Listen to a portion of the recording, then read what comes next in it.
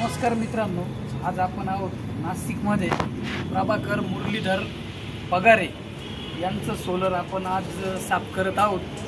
तर त्यांच्या सर्व ट्यूबा आपण खोललेल्या आहे, ट्यूबा त्या साईडला लावलेल्या आहे। तर त्यामध्ये बघू शकताय या प्रकारे गाळ झालेला होता, पूर्ण गाळ निघून गेलेला आहे।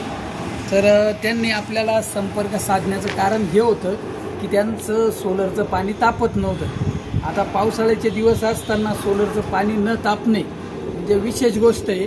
एक तर ते सोलर बसून साधारणतः 10 ते 12 वर्षे झालेले असतात, त्यामुळे ते पाणी तापत नाही, त्यामध्ये गाळ तयार होतो, क्षार तयार होत्या, यामुळे पाणी तापत नाही।